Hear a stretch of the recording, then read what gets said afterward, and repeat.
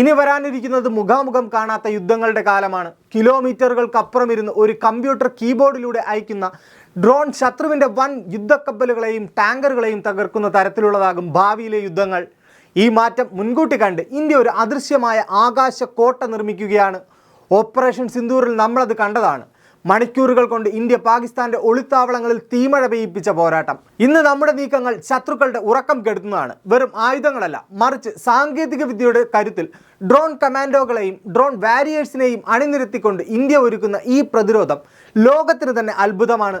ആയുധങ്ങൾ ഇറക്കുമതി ചെയ്തിരുന്ന ഇന്ത്യ ഇന്ന് ആയുധങ്ങൾ കയറ്റുമതി ചെയ്യുന്ന കരുത്തായി മാറിയ ആവേശകരമായ കഥയാണിത്. 10 വർഷം മുൻപ് വരെ 70% ആയുധങ്ങളും നമ്മൾ പുറത്തുനിന്നും വാങ്ങുകയായിരുന്നു. എന്നാൽ ഇന്ന് 60% ആയുധങ്ങളും നമ്മൾ സ്വന്തമായി നിർമ്മിക്കുന്നു. അമേരിക്കയിൽ നിന്നുള്ള പ്രഡേറ്റർ ഡ്രോണുകളും ഇസ്രായേലിൻ്റെ ഹെറോൺ ഡ്രോണുകളും നമ്മുടെ പക്കലുണ്ട്. പക്ഷേ അതിനേക്കാൾ നമ്മൾ അഭിമാനിക്കേണ്ടത് നമ്മുടെ സ്വന്തം Nagastra first, Rustom second, archer NG എന്നീ ഡ്രോണുകളാണ്. വെറും ആകാശ വാഹനങ്ങളല്ല അവ, ശത്രുവിൻ്റെ ചങ്കിടിപ്പേറ്റുന്ന മരണദൂതന്മാരാണ്. 2025 ജൂലൈയിൽ ആന്ധ്രാപ്രദേശിലെ കുർണൂരിൽ വെച്ച് നമ്മൾ പരീക്ഷിച്ച ULPGM-V3 മിസൈൽ ഒരു മുന്നറിയിപ്പായിരുന്നു. ഡ്രോണുകളിൽ നിന്നും തൊടുക്കാവുന്ന ഈ മിസൈലിന് കൃത്യതയുടെ കാര്യത്തിൽ 100-ൽ 100 മാർക്ക്. അതുമാത്രമല്ല, തേനീച്ചക്കൂട്ടത്തെ പോലെ ഇരച്ചു കയറുന്ന സ്വാം ഡ്രോണുകൾ നമ്മുടെ പക്കലുണ്ട്.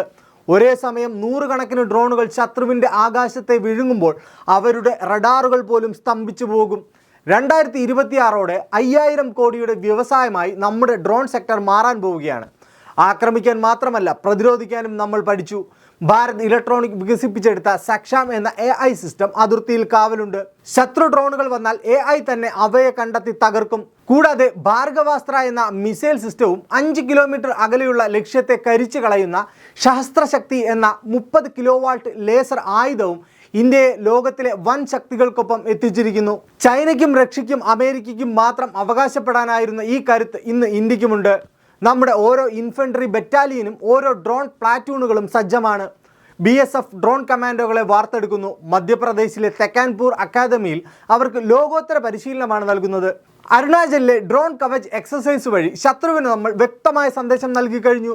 മരുന്നെത്തിക്കാനും പ്രളയത്തിൽ രക്ഷാപ്രവർത്തനം നടത്താനും ഉപയോഗിക്കുന്ന ഇതേ ഡ്രോണുകൾ അതിർത്തിയിൽ നമ്മുടെ ജവാന്മാരുടെ ജീവൻ കാക്കുന്ന കാവൽ മാലാഖമാരായി മാറും.